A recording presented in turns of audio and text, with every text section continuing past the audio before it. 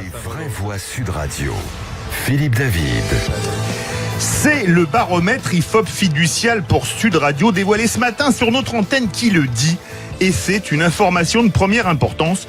Pour la première fois, la santé est la première préoccupation des Français devant la sécurité et la lutte contre le terrorisme, l'éducation, le relèvement des salaires et du pouvoir d'achat, la protection de l'environnement et la lutte contre le chômage, pour citer les 5 premières réponses des personnes interrogées.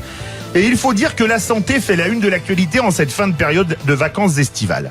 La grève des urgences avec 225 services touchés aujourd'hui et probablement 240 lundi est inédite tant par son ampleur que par sa durée, puisqu'elle a commencé à la mi-mars, c'est-à-dire il y a quasiment 6 mois. Les pénuries de médicaments se multiplient, tant pour des corticoïdes de consommation courante comme le prénisolone, que pour les vaccins comme le BCG ou le DT-Vax contre la diphtérie et le tétanos. Pire, des patients atteints de cancer ont dû arrêter leur chimiothérapie suite à une pénurie de molécules. Si vous ajoutez à ça les déserts médicaux, les délais de plus en plus longs pour avoir un rendez-vous et la médecine à 2 vitesses, selon que vous soyez riche ou pas, on comprend mieux pourquoi les Français sont si préoccupés par leur santé. La santé des Français est-elle en danger ? C'est la question qu'on se pose en votre compagnie jusqu'à 20h ce soir sur Sud Radio. Vous pouvez bien évidemment nous appeler au 0826 300 300. Avec nous pour en débattre, vous l'avez déjà entendu, Jean-Paul Hamon, président de la Fédération des médecins de France. Bonsoir. Bonsoir. Bienvenue sur Sud Radio. Gérald Kierzek, médecin urgentiste. Bonsoir. Bonsoir. Bienvenue sur Sud Radio. Et Jérôme Marty également. On a 3 médecins, donc on est en toute sécurité dans le studio. Président de l'UFML, l'Union française pour une médecine libre. Bonsoir. Bonsoir. Bienvenue sur Sud Radio. On va commencer avec vous puisque vous êtes à distance, Jérôme Marty. Pour la première fois dans le baromètre de rentrée IFOP fiducial pour Sud Radio et CNews, on va les citer aussi. La première préoccupation est la santé devant le terrorisme, l'éducation, l'écologie, le chômage. Qu'est-ce que ça vous inspire ? C'est quelque chose qu'on connaît quand même depuis très longtemps. Je vous rappelle que quand 2 Français se disent bonjour, ils se disent comment ça va, ils disent pas comment vous êtes en sécurité, quoi. Donc la santé est au cœur des préoccupations des Français depuis très longtemps. Et là, ce qu'on voit, c'est que depuis des années, force est de constater qu'elle se dégrade, et force est de constater qu'elle se dégrade en corrélation directe avec les différentes réformes que nous avons pu avoir autour de la santé. Alors, réformes qui ont trop fait ou qui n'ont pas fait assez, en tout cas qui n'ont pas pris la mesure des conséquences de leurs actes. Ça, c'est ce qui se passe aujourd'hui. Et vous l'avez très justement dit, entre les pénuries de médicaments, les grèves aux urgences, la démographie médicale qui s'effondre, l'état catastrophique de certains de nos services hospitaliers et l'épuisement des soignants, on a véritablement une santé qui se dégrade. Et plus que la santé qui se dégrade, on devrait regarder la santé des soignants qui se dégrade. Parce que la santé des soignants qui se dégrade, c'est en relation avec ce tout-là dont je parlais. On ne peut plus accepter aujourd'hui d'avoir des personnels médicaux et paramédicaux totalement épuisés dans les services d'urgence ou les services de médecine ou de chirurgie. On ne peut plus accepter d'avoir des médecins qui s'épuisent ou qui sont en burn-out et certains qui se suicident.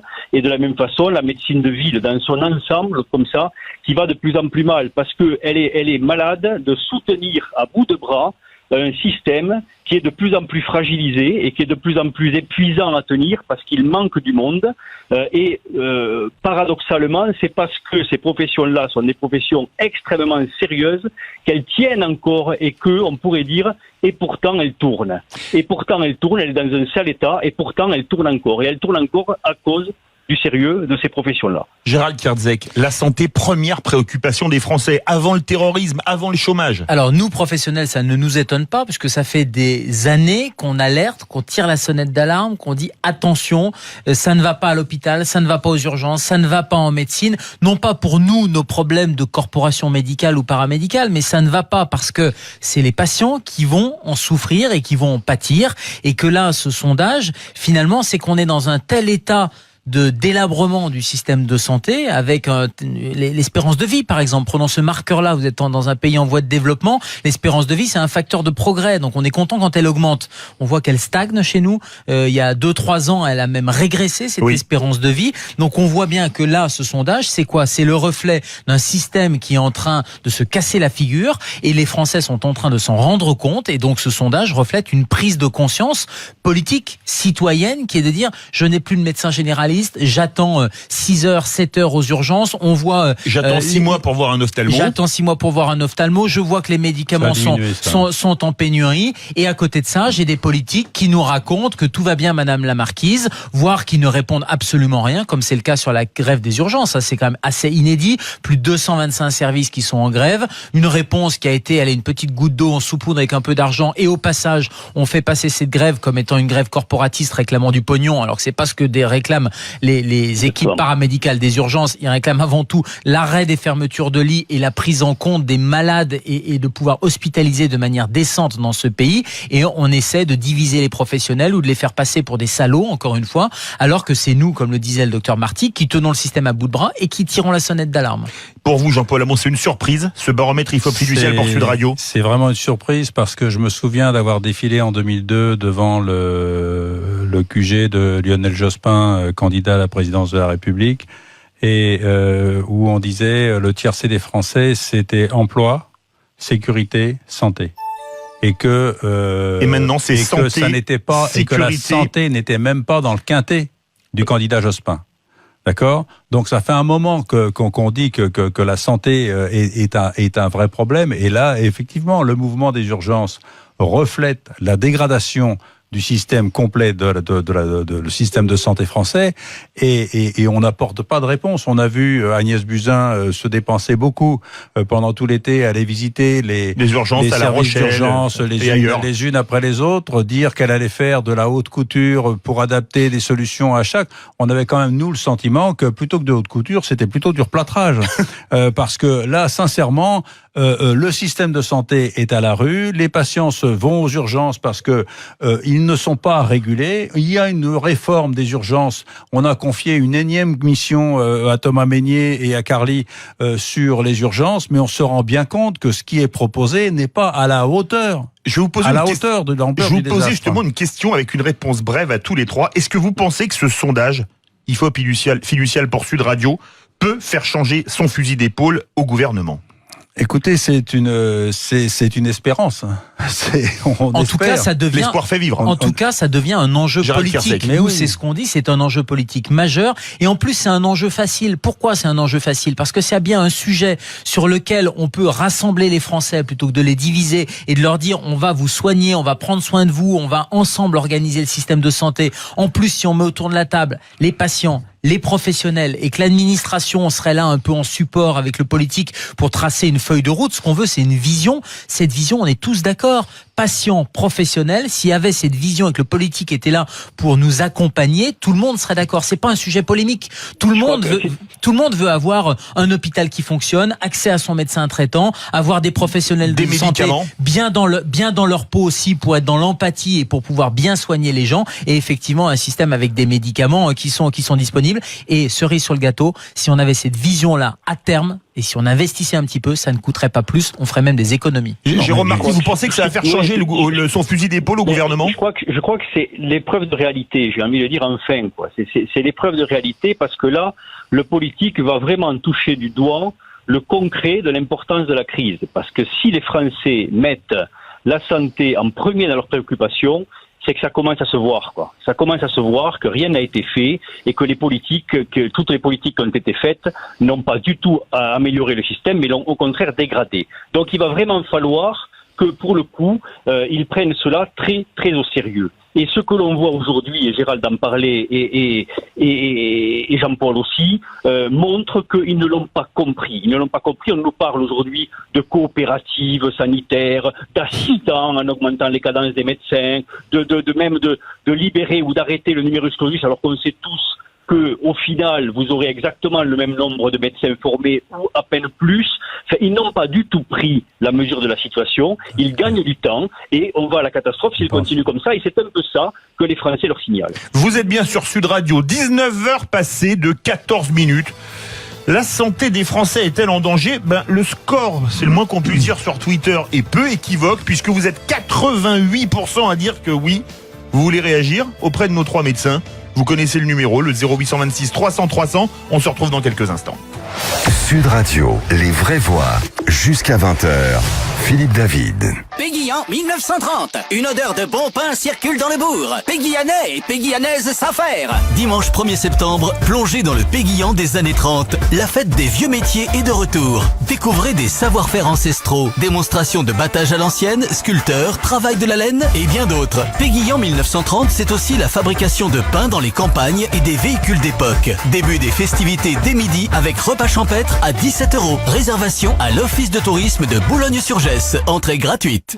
Sud Radio, sur la Côte d'Azur, À Nice, sur 97.9. Avez-vous déjà visité la grotte de Fontrabiuse? Découvrez le monde souterrain comme vous ne l'avez jamais vu, à travers une visite guidée d'1 heure. Située dans un environnement unique, aux portes d'un village de montagne typique et préservé, la grotte de Fontrabiuse vous plonge dans un milieu naturel d'une rare beauté, qui fait le bonheur des petits comme des grands. Plus d'infos sur grotte-2-fontrabiuse.com. l'instant Darty. Tu sais ce qu'il y a avec l'offre B-Box de Bouygues Télécom chez Darty? Non, Jusqu'à 100 € offerts. c'est la rentrée chez Darty. Pour toute souscription à une B-Box de Bouygues Télécom, jusqu'à 100 € offerts en bon d'achat, utilisable de suite et sur tous les produits. B-Box, engagement 1 an sous réserve d'éligibilité. Offre valable jusqu'au 30 septembre, voire conditions en magasin participant. Sa couleur violette est le résultat d'un terroir historique. Son goût est reconnu par les grands chefs. Non traité anti-germinatif, il va sublimer tous vos petits plats. Retrouvez l'ail violet de Cadour et son AOP tous les mercredis matins au marché à l'ail. Jusqu'en décembre, ce produit de saison vous attend sur l'étal des producteurs. Pour la fête de l'ail les 24 et 25 août, découvrez le savoir-faire local d'une culture traditionnelle manuelle. L'ail est à l'honneur à Cadour, tous les mercredis au marché à l'ail et le dernier week-end d'août. Campagne financée par l'Europe et la région Occitanie. Youpi, youpi, youpi. Voici Lucie qui, pour la rentrée des classes de ses enfants, fait des bons.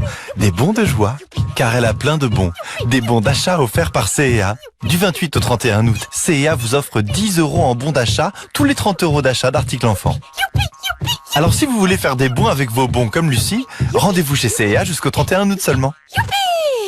C'est tellement bon de se faire plaisir. Bon utilisable du 4 au 22 septembre dans les magasins CEA France, voire conditions en magasin. Imaginez une manifestation de la rentrée organisée en plein air sur 2 jours. Imaginez des courses endiablées et un rassemblement de véhicules historiques et modernes. Imaginez un spectacle incroyable pour petits et grands. Samedi 7 et dimanche 8 septembre, c'est le 59e Grand Prix de Nogaro sur le circuit Paul Armagnac. Des courses de véhicules récents, Midjet Series France Sprint, Caterham 420R et Caterham Road Sport et Academy. Mais aussi de véhicules anciens, Coupe d'automne ou encore Roadster Pro Cup. Plus d'infos sur circuit-nogaro.com. Les vraies voix Sud Radio. Philippe David. Retour des vraies voix sur Sud Radio. La santé des Français est-elle en danger? Oui, c'est le baromètre IFOP fiducial pour Sud Radio qui le dit. On vous l'a dévoilé ce matin dans la matinale de Patrick Roger et Cécile de Ménibus. C'est la première préoccupation des Français. Avec nous pour en débattre, 3 médecins. Jean-Paul Hamon, président de la Fédération des médecins de France, Gérald Kierzek, médecin urgentiste, et Jérôme Marty, président de l'Union française pour une médecine libre. On a beaucoup de commentaires sur les réseaux sociaux. Et il y a quand même un commentaire que je voulais vous soumettre. Il y en a même plusieurs. Brigitte qui nous dit: tous les directeurs d'établissements sont des administratifs, pas des soignants. Ils ne voient que le côté budget. Les soins, bientôt, les soins seront tout privés. Soins à deux vitesses. Qu'est-ce que vous voulez répondre à Brigitte, messieurs, enfin, docteur, pardon? Brigitte, elle a raison. Merci, Brigitte, de dire ça. Effectivement, un directeur d'hôpital, c'est un administratif gestionnaire. C'est quelqu'un qui a fait Sciences Po, généralement qui a raté l'ENA et qui se retrouve à l'école des directeurs d'hôpitaux de Rennes et qui arrive tout frais et moulu à 24-25 ans, expliquer aux chirurgiens ou aux cancérologues qu'il faut utiliser tel ou tel type de pince parce que ça coûte moins cher. C'est ce qu'un de mes copains, patron d'un service de chirurgie quelqu'un qui a fait Sciences Po va expliquer à quel type de pince il faut utiliser. Un chirurgien thoracique en disant avant il y a des petites, des grosses pinces et des moyennes parce qu'il y a des petites personnes, des grandes personnes et des thorax plus ou moins grands, etc. Maintenant, pour des raisons de rationalisation budgétaire, il faut choisir un seul type de pince. Ce qui est complètement idiot parce que on voit bien que derrière c'est une économie de bout de chandelle. Premièrement, deuxièmement, c'est même pas une économie à moyen terme parce que les patients vont plus souffrir, vont requérir plus de médicaments antidouleurs, probablement des durées de séjour augmentées, etc. Donc on voit bien qu'on est dans quelque chose qui est complètement stupide en termes de santé et même en termes d'économie. Mais un directeur d'hôpital, il pilote son hôpital uniquement sur des tableurs Excel, pas du tout sur une humanité ou sur une empathie. Il pilote son hôpital sur 1 an, alors que la santé, ça doit se piloter sur 5 ou 10 ans. Il faut arrêter avec cette gestion arbitraire. Il faut remettre les soignants dans la boucle et dans la décision, bien sûr. Jean-Paul Hamon, on fait la gestion des hôpitaux sur un tableur Excel comme des taux de marge pour un responsable marketing ou comptable. C'est avec des taux de marge. Ce qui est terrible, c'est de voir que le système de santé se dégrade et qu'on n'ait pas le courage de faire une vraie réforme alors que ça coûterait moins cher. Je ne sais pas si les auditeurs savent ce que c'est que la dette sociale, c'est-à-dire, vous savez, ça s'appelle la CADES. Il y a la CADES, la Caisse d'amortissement de la dette sociale. Moi, je croyais que la CADES était une dette, un puits sans fond, quoi. On mettait les milliards dans le déficit, on faisait mine de les rembourser, etc. Or, cette année, j'ai appris qu'on remboursait la CADES à hauteur de 15 milliards chaque année et qu'on l'aurait remboursé en 2024. Devant, c'est demain. Il y avait Darmanin, Buzyn, les présidents des commissions des affaires sociales de l'Assemblée, du Sénat, etc. Et je les regarde et je dis, mais bon sang, mais pourquoi on met pas la dette de l'hôpital de 29 milliards dans la CADES et on rembourse en 2034 en 2026 et qu'on la rembourse en 2026. Tu sais, Philippe, ça va raconter 29 x 2, tu vois, 2 x 15, 58. Ça fait 30, hein? D'accord. Bon, mais dans 29 x 2, ça fait 58. Donc, tu vois, non mais 2 x 15 c'est 30 et 29 c'était bon, tu vois. Donc on a fini en 2026. Et là, il me regarde avec un air condescendant et je dis à ce moment-là, on pourrait demander aux hôpitaux de cesser d'être rentables, de cesser de vouloir faire de l'économie à tout prix, et on pourrait se lancer dans une vraie réforme, mettre de l'argent sur la médecine de ville pour que les médecins aient les moyens d'accueillir correctement les patients avec du personnel, avec des locaux corrects, avec des internes qui découvrent une médecine libérale qui, il faut le dire, il faut le répéter, est passionnante à exercer, et on pourrait accueillir tranquillement dans nos cabinets les 10 ou 15 millions de passages qui n'ont strictement rien à faire aux urgences. Indépendamment de ça, ce que dit Brigitte, c'est que toute l'administration de la santé, que ça soit en médecine libérale, avec les agences régionales de santé qui sont des espèces de préfectures sanitaires, avec des gens qui ne connaissent rien aux soins. Jérôme Marty veut réagir aussi. Attends, Gérald, si tu veux, juste finir. Mais la puissance de l'administration en libéral est colossale. Moi, je me souviens d'avoir monté un réseau de maintien à domicile pour les personnes âgées dépendantes. Eh bien, il y avait des infirmières, il y avait des kinés, il y avait des pharmaciens, il y avait des auxiliaires de vie, même pas des aides-soignantes, qui venaient se former à la prise en charge de la douleur chez la personne âgée. Eh bien, ce réseau, alors qu'on avait 350 personnes en cours, eh bien, on a été recalé au bout de 2 ans parce qu'on faisait pas assez de paperasse. C'est hallucinant. C'est ça qui est hallucinant. Jérôme Marty.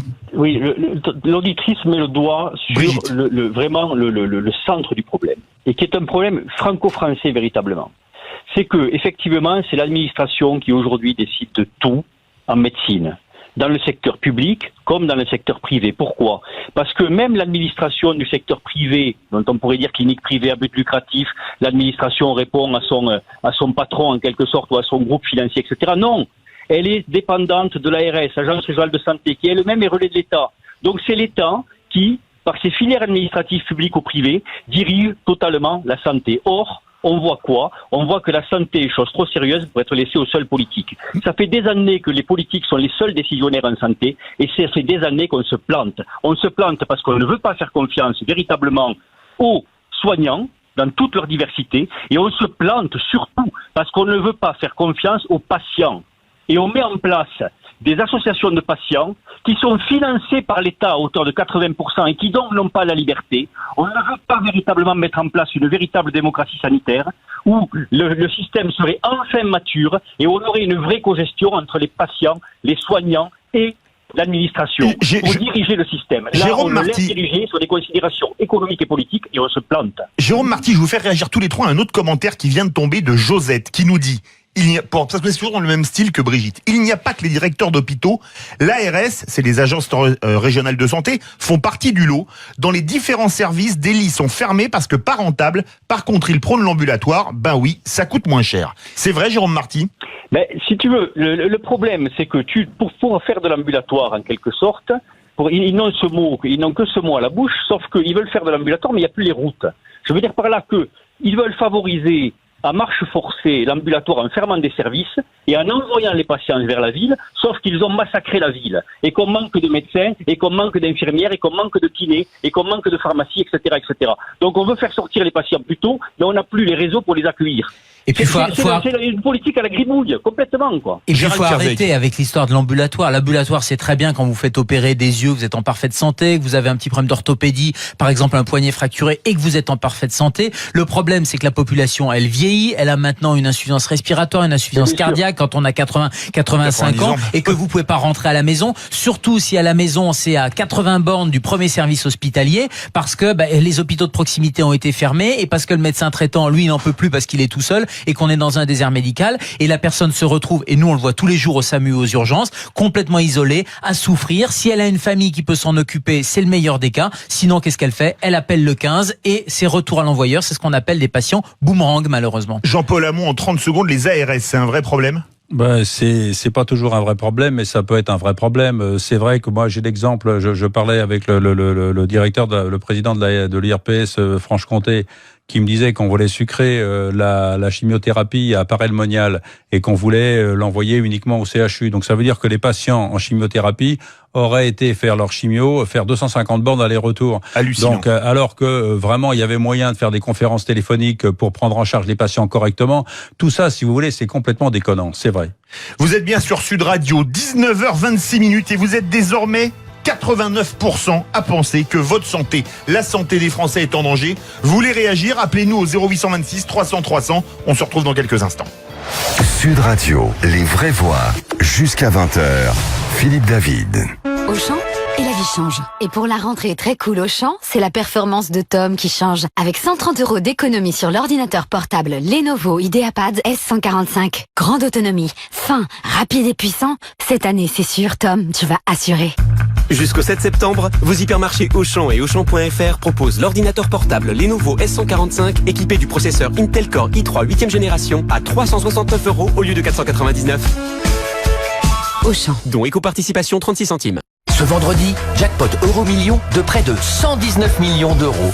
Montant à partager au rang 1 et plafonné à 190 millions d'euros, voire règlement. FDJ. Jouer avec excès comporte des risques. Appelez le 09 74 75 13 13, appel non surtaxé. J'ai très exactement 20 secondes pour vous dire qu'en ce moment chez Weldom, le kit Dressing Star, 2 colonnes composées de 4 tablettes, un tiroir et 2 barres de penderie est à 79,90 €, éco-contribution comprise. J'en profite donc pour passer un message personnel et dire à mon fils Simon que dorénavant, il n'a plus aucune excuse pour ne pas ranger sa chambre. Bref, vous l'aurez compris, pour le kit Dressing, il ne faut pas traîner. Weldom, ensemble, c'est mieux. Vous souhaitez obtenir une réponse claire à vos questions immobilières? Vendre votre bien et être accompagné à chaque étape dans vos démarches? Efficity by Foncia vous accompagne et vous donne les clés de l'immobilier pour mieux vendre votre bien et acheter malin. Efficity by Foncia, partenaire de votre chronique IMO, les 48 secondes, chaque samedi de 9h30 à 10h sur Sud Radio. Chez Basic Fit, vous vous entraînez sur des machines dernier cri et dans des clubs spacieux pour moins de 2 shakers protéinés par mois. Basic Fit, en ce moment, fitness gratuit pendant 6 semaines et un sac offert. Hors frais d'inscription, offre valable jusqu'au 12 septembre pour toute souscription d'abonnement annuel. L'engagement débute après la période de gratuité, voire conditions sur basic-fit.fr. Sac dans la limite des stocks disponibles. Le forfait 60 Go de SFR débarque chez Mademoiselle première de la classe. Avec mon nouveau forfait mobile, je fais plein de choses. Je télécharge des exos de physique nucléaire, je regarde des conférences sur les trous noirs, je fais des visios avec les copines du club de robotique, tout ça pour 10 € par mois. Oh, c'est trop l'éclate! À la rentrée chez SFR jusqu'au 7 octobre, profitez de plein de gigas grâce au forfait 60 Go 4G+, à seulement 10 € par mois pendant un an, puis 25 €. Appelez le 1090, service et appel gratuit. Offre soumise à conditions, réservée aux nouvelles souscriptions avec portabilité du numéro. Prix client box, engagement 12 mois. Intermarché vous propose d'écouter 2,45 €. Simon, n'oublie pas de ranger ta chambre, hein. Ah bah non, je peux pas, là, je fais mes devoirs. Demain, j'ai cours. Samedi, j'ai foot. À la limite, j'ai peut-être un créneau dimanche, mais je te promets rien. En ce moment chez Intermarché, l'agenda scolaire 12 par 17 cm Clairefontaine est à 2,45 € l'unité, soit 50% de remise immédiate. Intermarché, tous unis contre la vie chère depuis 50 ans. Jusqu'au 8 septembre, modalités et magasins participants sur intermarché.com. Vous connaissez la bonne idée but de la rentrée? C'est une sélection de produits jusqu'à 200% remboursés. Pas 100, hein, mais 200%. Ah, ça met dans un état, moi. En ce moment, chez But, c'est la rentrée survitaminée. Découvrez toute une sélection de produits jusqu'à 200% remboursés. Remboursement en 3 bons d'achat successifs. Produits concernés, conditions au magasin et sur but.fr. Les vraies voix Sud Radio. Philippe David. Retour des vraies voix sur Sud Radio et c'est votre première préoccupation, oui, la santé. la santé. On a 3 médecins avec nous parce qu'on se pose la question de savoir si votre santé, la santé des Français est en danger. Avec nous, Jean-Paul Hamon, président de la Fédération des médecins de France, Gérald Kierzek, médecin urgentiste, Jérôme Marty, président de l'UFML, l'Union française pour une médecine libre. Et ça réagit beaucoup sur les réseaux sociaux et au 0826 300 300. Et on va mettre un 4e médecin dans la boucle. Bonsoir Marc. Écoutez, merci de me donner la parole. Moi je suis au téléphone, je suis simplement médecin et je vois que le nombre d'internes pour toute la France est inférieur. J'ai vu dans un journal d'un grand quotidien qu'il y avait, 8700 places pour la France, il y en avait moins qu'en 76. Donc il y a une réduction drastique des médecins et c'est fondamental pour l'accueil des urgences. J'ai fait beaucoup de remplacements et tout, c'était vraiment important. Là, par exemple, j'ai une proposition à faire, peut-être que c'est déjà en route. Mon fils a tenté médecine, il était 200 sur 1000, il n'a pas été pris, très motivé. Après une année d'émotion, il a réussi un concours de kiné, il est devenu kiné, et il est toujours passionné. Bon, je connais des kinés qui ont de superbes voitures et ils ne feront jamais autre chose que la kiné. Mais je pense que tous ceux qui ont bac plus 3 à santé, après un échec de médecine ou pas, mettons infirmier, manipulateur, kiné, devraient être dispensés de première année, éventuellement à condition d'être dans les zones un peu défavorisées, et ils seraient internes dans 5 ou 6 ans. Voilà. Pendant 3 ans dans les hôpitaux. Et ça multiplierait le nombre de médecins compétents et ça résoudrait une partie des problèmes. Ça existe. Ça existe. Les passerelles qui existent en 3e année. Et la réforme qu'ils ont mis en place justement cette année vise à interdire le redoublement et à faire que si vous loupez PACES, c'est-à-dire la première année de médecine, vous vous orientez ensuite vers une fac de bio ou autre, et en 3e année, vous pouvez re-rentrer dans la filière médicale. Ah bon, c'est qui est-ce qui répond là? J'ai coupé C'était le docteur Marty. C'est Jérôme Marty, mais il a la bonne réponse. Écoutez, je vous remercie. C'est à noter pour lui parce qu'il est toujours passionné. C'est pas un kiné qui gagne tout le monde dit que vous avez raison. Gérald Kierzek et Jean-Paul Hamon. Bien sûr, la possibilité de rentrer en 3e année. Mais l'autre chose, c'est sur le nombre de médecins. Il y a effectivement un problème quantitatif. Il y avait eu dans les années 70, il y avait beaucoup de médecins qui étaient formés. Après, il y a eu le numerus clausus, c'est-à-dire on fermait le robinet.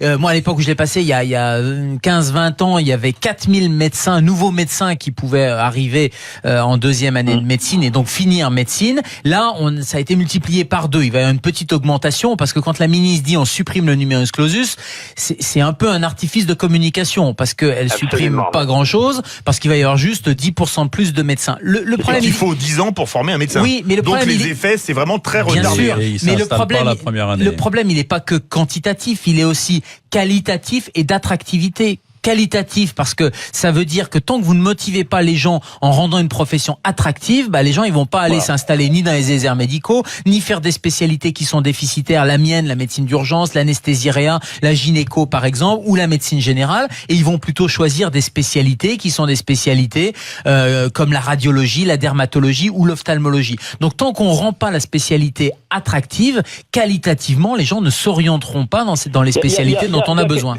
Il y a quelque chose qui va tout à fait dans le sens que tu dis et qui est important. On vit tous un vieillissement de la population. Et donc, ça c'est indiscutable, qu'on soit de droite, de gauche, du centre, c'est une réalité. La gériatrie, la gérontologie et le prendre soin des personnes âgées vont être au centre de la santé et de la médecine dans les années qui viennent, et elles le sont déjà.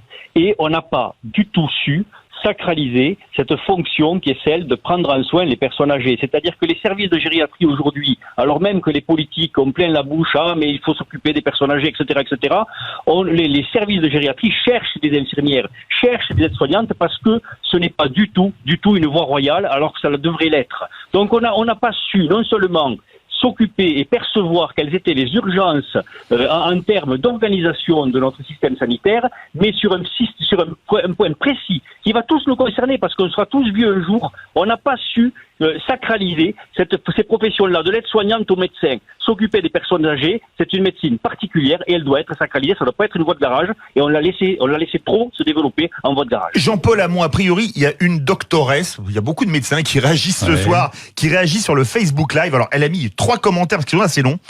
Elle dit par exemple, quand j'ai appris la médecine, on m'a enseigné 30 minutes par patient pour une consultation, et effectivement, si nous voyons des patients dont les pathologies sont de plus en plus complexes, il faut minimum 30 minutes. Être médecin, c'est être soignant, c'est être humain. Avoir le temps de partager avec le patient, le temps d'écoute, le temps pour l'autonomiser.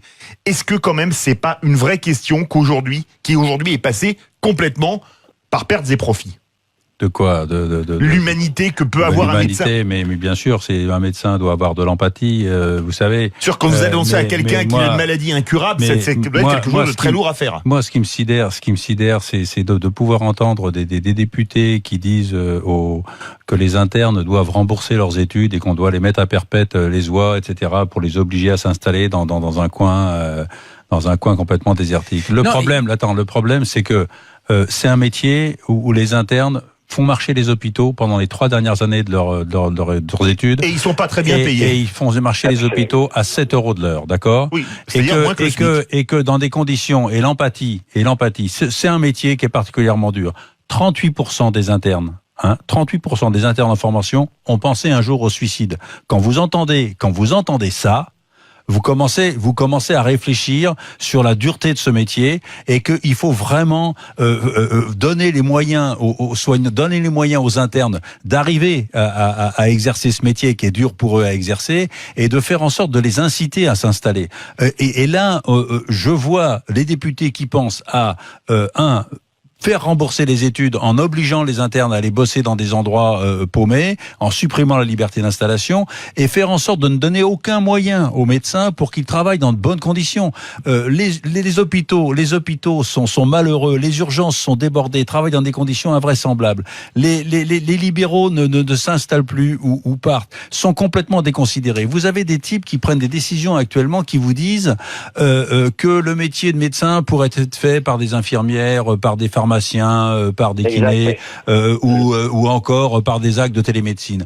On nous dit la télémédecine va régler le problème des déserts médicaux, sauf que qui va être derrière l'écran, ça va être un médecin. Donc les mecs qui disent ça ont le cerveau bloqué, on voit qu'ils paniquent parce qu'ils se rendent compte qu'ils ne trouvent pas de solution à la désertification libérale, on voit qu'ils ne veulent pas mettre assez d'argent pour investir dans les urgences, pour investir dans les hôpitaux et investir sur la médecine libérale, pour créer de l'emploi en créant des emplois dans les cabinets des médecins pour que les gens aient les moyens d'accueillir correctement les patients, d'inciter les internes à aller dans les stages en libéral pour qu'ils découvrent un exercice libéral qui est passionnant à exercer. On se demande, mais qu'est-ce qu'ils ont dans le trognon quand on nous prend un plan santé 2022 où ça va s'aggraver? On va dans la catastrophe. Un exemple pour rebondir sur ce que dit Jean-Paul. Il y a un rapport qui est sorti aujourd'hui ou hier.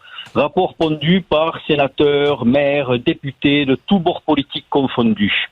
Rapport sur la ruralité qui s'appelle « Ruralité, une ambition à partager » où tu as 200 solutions pour la ruralité qui sont des territoires qu'ils trouvent invisibles et sans doute à juste titre. Mais évidemment, ils abordent la santé. Et qu'est-ce qu'ils ont comme solution?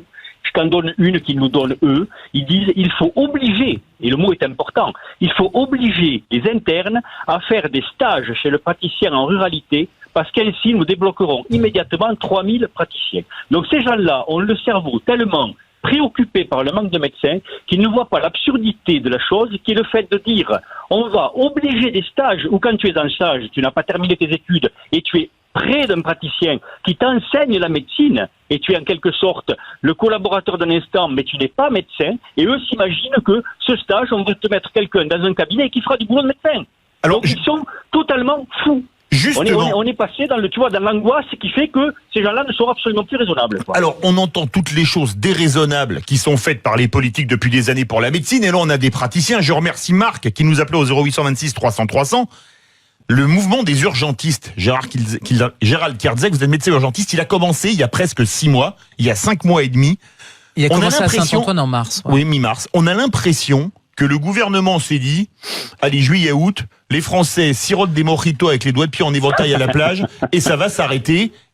Mais là, malheureusement pour le gouvernement, c'est pas en train de s'arrêter. Pourquoi? Oui, mais heureusement pour le gouvernement, les soignants, puisque c'est un mouvement de soignants essentiellement, hein, c'est pas les médecins urgentistes qui ont lancé ce mouvement, mais les infirmières, les paramédicaux, pour des revendications de sécurité, de manque de lits, de cadence infernale. Ce que dit la collègue quand elle dit il y a plus d'humanité, etc. Parce qu'on nous demande de faire de la cadence. C'est que le pognon actuellement dans les hôpitaux, il est mis dans des cabinets de conseil pour nous faire du lean management. C'est quoi le lean management? C'est de traiter les malades à la chaîne, comme dans des usines.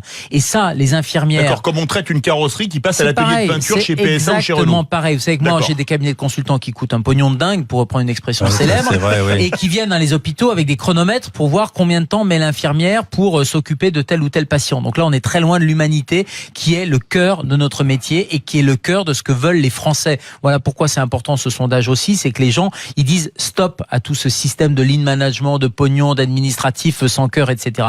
Et le mouvement des urgentistes au sens large, paramédicaux, médicaux, etc., il a démarré mi-mars, et heureusement pour le gouvernement, les soignants ont une responsabilité, les soignants ont une déontologie et ont un devoir, et donc ont pris en charge les malades, sont en grève, ce qu'on appelle une grève sparadrap, c'est-à-dire qu'on se fait assigner par le directeur et on se met un petit bout de sparadrap derrière marqué en grève, mais on continue à soigner les malades. Le problème, c'est que là, les équipes sont épuisées, et puis commence à se dire, est-ce qu'il faut pas tout casser pour pouvoir être entendu? C'est-à-dire que cette espèce de pourrissement qui est en train de se passer, non seulement ne fonctionne pas, puisque la grève ne diminue pas, mais elle augmente. Elle augmente. Mais en plus, 225 services aujourd'hui. Bien sûr, on en prévoit 240 bien sûr, lundi et bien sûr. 250 en fin de semaine prochaine. Avec le site internet et le mouvement Interurgence, où on peut retrouver justement la carte de France. Le problème, c'est que non seulement la situation pourrit, mais le signal qui est envoyé, c'est un signal de mépris. Et c'est ce mépris-là qui a déclenché la grève. C'est ce mépris-là que les soignants libéraux hospitaliers dénoncent depuis des années. Et derrière le soignant qui est méprisé, c'est le patient qui est méprisé. Parce que là, tout ce qu'on est en train de dire, c'est pas que des chiffres. Ce sont des morts. Ce sont des gens qui meurent dans des conditions indignes dans les hôpitaux, qui souffrent de manière indigne, qui ont une perte de chance, puisque cette perte de chance, c'est un terme juridique, avec des familles qui portent plainte, des procès qui se multiplient. Pas assez, à mon avis. Parce que si les gens avaient conscience et attaquaient plus, je pense que là aussi, ça pourrait faire bouger les choses. Jean-Paul Hamon, on n'a pas de Patsan qui nous dit, c'est pas les soignants qui sont inhumains, ils prennent beaucoup sur eux, c'est la politique de la santé qui doit se remettre en question. Bientôt, on va demander aux soignants des statistiques de soins. On vous demande à vous des statistiques de soins? Non, mais on va nous demander des évaluations. On va nous filer des ronds là pour se regrouper dans des communautés professionnelles territoriales de santé, etc. On veut nous filer des assistants en augmentant notre activité, etc. Sauf que quand vous avez quelqu'un qui s'occupe d'un patient qu'il fait. Moi, quand je vais chercher le patient dans la salle d'attente, je vois comment il se lève, je vois comment il se déplace, je vois comment il s'installe sur la table d'examen. Et pour ça moi, fait déjà partie. Ça fait partie de la consultation, si vous voulez. Donc tout ça, c'est complètement déconnant. Et en plus, on donne pas les moyens aux gens. On oublie un petit peu que dans les grandes agglomérations, je vous dis pas le prix du mètre carré à Paris. Hein. Donc si vous voulez avoir un cabinet supplémentaire pour voir 2 patients, il vous faut minimum 25 mètres carrés. Ouais, voilà. Entre la salle d'attente et la salle de consultation. Si vous voulez, faut arrêter de déconner. On demande du personnel. Il nous faut du personnel pour accueillir correctement les patients et nous soulager les tâches administratives. C'est vrai, mais pour pouvoir continuer à bosser, si vous voulez. Il y a eu un exemple qui était quand même génial. Je reparle souvent de Belle-Île-en-Mer, mais c'est un exemple qui est significatif. Ils étaient 5 il y a 7-8 ans. Il y a combien d'habitants à Belle-Île-en-Mer pour se faire une idée? Il y a 5 000 habitants. D'accord. 30 000 l'été, 30 à 40 000 l'été. Hein. Oui. Donc, s'ils étaient 5, ils allaient être 3, il y en avait un qui était parti à la retraite, l'autre qui était barré, etc. Ça allait être une catastrophe. Bon. Ils ont regroupé les médecins dans l'hôpital local, ils ont leur fourni des locaux, etc. Ils ont leur fourni du personnel, ils leur ont mis une informatique pour partager les fichiers, etc. Bon. Résultat, ils sont passés en 3 ans, ils ont fait venir des internes, ils ont logé les internes à l'hôpital, etc. Donc, il y a des internes qui les aident. Ils sont passés de 3 médecins à 8. Hein? Et pour avoir les prestations dont je vous parle, ils payent 250 € par mois, quand moi je paye 3 500 € pour avoir les mêmes prestations, c'est-à-dire secrétaires, locaux, informatique, etc. Voilà la solution. Hein? À côté de ça, on voit des conseils de Saône-et-Loire là qui salarient des médecins. Ça coûte, il faut 2 salariés et demi pour faire le boulot d'un médecin libéral. Ça coûte la peau des fesses, alors qu'il y aurait un forfait, pas de l'argent qui rentre dans la poche des médecins. Ce qu'on demande, c'est des conditions de travail. C'est-à-dire avoir du personnel, des locaux et de l'informatique pour sécuriser la prise en charge du patient et surtout une communication directe entre la ville et l'hôpital. C'est une mise de fonds qui est minime, si vous voulez. Quand on pense que le budget c'est 240 milliards, on mettrait 5 milliards sur la médecine de ville. Hein, on met la dette hospitalière dans la CADES, on la rembourse en 2026. On a les moyens de faire une vraie réforme. Mais c'est un problème de volonté politique. Mais c'est ça, c'est pour ça que je vous dis à Noël. C'est un problème de vision du système. Il n'y a pas de vision. Si tu veux, très court, Jérôme Marty. Le problème principal, il date de 96 et de Monsieur Juppé. Monsieur Juppé a créé quelque chose qui s'appelle l'objectif national des dépenses d'assurance maladie. Il fait que toutes les dépenses de santé sont dans une enveloppe contrainte qui est votée par la loi de financement de la sécurité sociale. fiduciale. Et on a mis les tarifs et les rémunérations des médecins, de tous les professionnels de santé dans ce fameux ONDAM et dans cette enveloppe. Et ce qui fait que le politique se retranche derrière cette enveloppe en permanence en disant « Ah mais on sait que notoirement vous êtes sous-tarifé, mais vous comprenez, si on vous augmente, on va dépasser l'ONDAM. » Et l'ONDAM est devenu une espèce de dogme derrière lequel se mettent tous les politiques et la solution viserait d'abord à sortir de cette enveloppe les tarifs et les rémunérations des médecins pour qu'enfin les politiques prennent leurs responsabilités et définissent ce que doit valoir un médecin, ce que doit valoir une infirmière, ce que doit valoir un kiné, ce que doit valoir une aide-soignante. Moi je suis frappé tous les jours, je suis désolé, mais j'ai une double activité, je suis à la fois médecin et directeur d'un établissement de soins. Je suis frappé tous les jours quand je vois des aides-soignantes dont le rôle est de s'occuper de patients Alzheimer. Elles sont toute la journée, elles s'en occupent toute la journée, elles ont un métier qui est extrêmement ingrat. Elles mettent les mains là où d'autres personnes n'oseraient pas mettre les yeux. Et on les paye au SMIC. Et le gouvernement, à l'hôpital, les paye au SMIC. Mais putain, mais c'est une honte, quoi. Au SMIC, oui, c'est sûr. C'est une honte. Oui, c'est hallucinant. On ne prend pas soin des gens qui prennent soin des gens. Tant qu'on n'aura pas compris ça, tant qu'on n'aura pas compris que les personnels soignants, qu'ils soient aides-soignantes, médecins, infirmières, pharmaciens, kinés, doivent être pris en soin par la nation, on loupera complètement le système sanitaire. Vous êtes bien sur Sud Radio, 19h45 dans ce débat enflammé. Quoi de neuf, docteur? Vous êtes toujours 89% à penser que votre santé, la santé des Français est en danger. On continue sur Sud Radio, ce débat passionnant en votre compagnie. Vous connaissez le numéro 0826 300 300. On se retrouve dans quelques instants. Sud Radio, les vraies voix, jusqu'à 20h. Philippe David. Boulanger. Moi, cette année, je vais à la fac en skate, tu vois. J'envoie des tricks à droite, à gauche. Waouh, mais t'as pas peur pour ton ordi? T'inquiète, il sait aussi faire des 3 à 6, hein. Jusqu'au 8 septembre, l'ordinateur Lenovo IdeaPad C340 avec processeur Intel Core i5 est à seulement 699 € au lieu de 899. Avec son écran tactile et pliable à 360 degrés, c'est la sortie de la rentrée chez Boulanger. Boulanger, si bien ensemble. Offre de remboursement différé, voire conditions sur boulanger.com. Avec devenez-proprio.fr, ouvrez une cagnotte immobilière afin d'obtenir plus d'apports pour votre prêt. Devenez-proprio.fr, faites appel à vos proches grâce à la première plateforme de financement participatif dédiée aux projets immobiliers. Devenez-proprio.fr, partenaire du journal Imo sur Sud Radio. Leclerc. Chérie, en ce moment chez Leclerc, la viande est à l'honneur. Du coup, pour le barbecue de dimanche, je nous ai pris une belle côte de bœuf 3 étoiles à griller. Ah, bien. Hé, regarde-moi cette belle viande française bien racée. Ah oui, tout ça. Quoi ?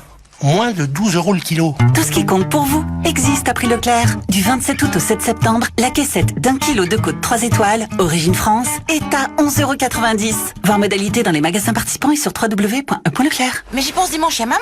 Et quand il s'agit de manger... Être ou ne pas être chez Orange et profiter des bons plans de la rentrée. Moi, chez Orange, pour la rentrée, j'ai un Huawei P Smart Z à 199 €. Et moi, mon Huawei P Smart Z, il a un super écran, je regarde mes vidéos partout. Et bah moi, mon P Smart Z, il a une caméra rétractable. Trop stylé pour les selfies. Ouais, mais c'est mieux si tu mets pas ton doigt dessus. Chez Orange, profitez du Huawei P Smart Z sans forfait et sans engagement à 199 € au lieu de 279 €. Vous rapprochez de l'essentiel. Orange. Offre soumise à conditions, valable jusqu'au 11 septembre en exclusivité chez Orange, détail en boutique et sur orange.fr. Conforama a un incroyable anniversaire. Profitez de 500 € offerts sur la téléconnectée TCL UHD 189 cm, soit seulement 999 €. Ça, c'est un incroyable anniversaire. Conforama. Jusqu'au 23 septembre, conditions en magasin et sur conforama.fr. Du 30 août au 1er septembre, les Pyrénées sont à l'honneur au Festive Morlas. Venez partager la culture du Béarn à Morlas, près de Pau. Durant 3 jours, exposition de peinture. Samedi, exposition de voitures anciennes et à 21h, concert avec Balaguerra, suivi de Maï Chantalenga, les voix polyphoniques pour voyager au cœur de la tradition béarnaise. Dimanche, vide-grenier, messe en béarnais et bal gascon gratuit animé par la compagnie Christian Josber. Festive Morlas, c'est du 30 août au 1er septembre, près de Pau. Infos et programmes sur festivemorlas.fr. L'instant Darty. Tu sais ce qu'il y a avec l'offre B-Box de Bouygues Télécom chez Darty? Non. Jusqu'à 100 € offerts.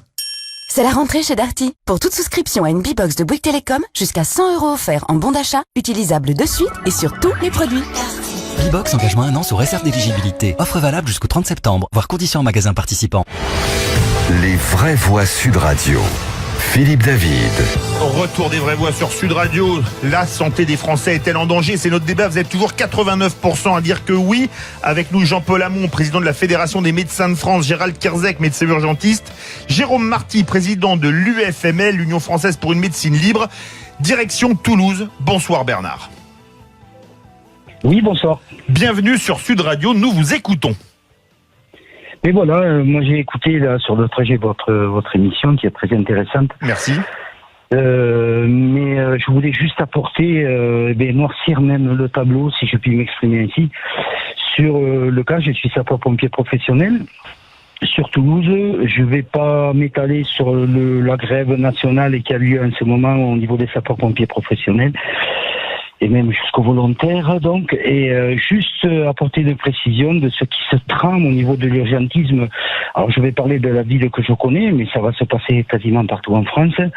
À savoir qu'aujourd'hui, ça sera bref, aujourd'hui sur Toulouse, pour défendre l'hypercentre de Toulouse, il y a 2 casernes de sapeurs-pompiers professionnels avec, je vais dire, 64 sapeurs-pompiers H24, donc prêts à partir à toute heure, 4 engins-pompes, camions-citernes, engins-pompes, 3 échelles, et il y a grosso modo 6 VSAB. Alors je précise bien, c'est pour VSAB, les ambulances de secours, c'est ça. Les ambulances. Voilà.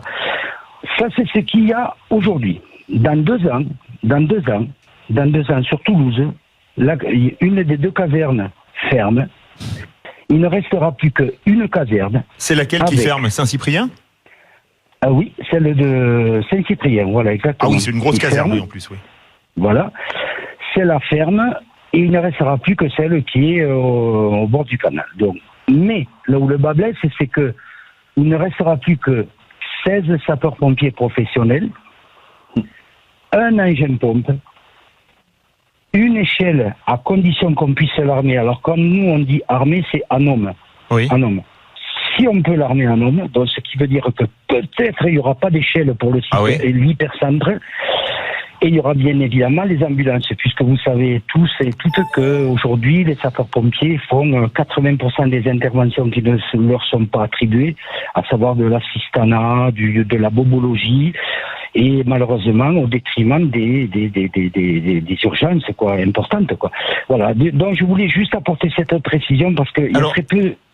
On n'en parle pas trop, mais c'est quelque chose de gravissime, Bernard, merci beaucoup à faire réagir. Tiens, un urgentiste, Gérald Kardzek. C'est une paupérisation des services publics de manière générale. Non, c'est pas qu'à Toulouse. Alors, je mets juste un bémol en disant, alors c'est vrai que les pompiers font des interventions qui, a posteriori, se révèlent pas être des interventions de sapeurs-pompiers, de secours à victimes. Le problème, c'est que vous avez d'un côté la population qui exige d'avoir une réponse d'urgence tout de suite. Au téléphone, c'est parfois extrêmement compliqué de faire la différence entre un infarctus du myocarde, une douleur qui est pas liée à ça, etc. Et donc sur 10 interventions, mais comme sur 10 passages aux urgences, il y en a peut-être 8 ou 9 qui auraient pu être gérés ailleurs, autrement, s'il y avait le recours. Souvent gérés par les pompiers. Souvent géré par les pompiers, qui auraient pu être gérés par un médecin traitant, etc. Sauf que c'est compliqué parce que au téléphone de réguler ça, c'est extrêmement difficile, surtout que si vous êtes dans une zone où il n'y a pas de médecin qui est disponible. Et donc, oui, on peut dire qu'il y en a 8 ou 9 qui étaient inutiles a posteriori. C'est pas parce que le patient va bien qu'elle était inutile. Il y a eu le diagnostic qui a été fait et ça a permis surtout de récupérer celle qui était grave parmi le lot qui était pas grave. Mais de manière générale, les services publics, les pompiers, la police, les hôpitaux, tous ces services publics sont en train de se casser la gueule. Jérôme Marty, une question annexe. On a parlé des urgences. La pénurie de médicaments, on se dit qu'on est la Grèce, il y a quelques années, quand elle était en faillite et que les labos ne livraient plus des hôpitaux, voire même un pays du tiers-monde. Je vais lire une chose que j'ai lue en préparant l'émission qui est hallucinante. Des médicaments antihypertenseurs ont été touchés par des pénuries. Après le valsartan, des lots d'irbesartan ont été rappelés. Des impuretés cancérogènes avaient été détectées dans le valsartan parce que le principe actif est fabriqué en Chine. La Chine et l'Inde fournissent 60 et 80%, entre 60 et 80%, de la production mondiale de principes actifs, alors que tous les laboratoires sont occidentaux ou presque. C'est pas un peu déconnant quand même? Il y a plusieurs choses, si tu veux. D'abord, c'est encore une fois la conséquence directe de politique sanitaire. Il faut pas se tromper, c'est pas du hasard. C'est pas du hasard.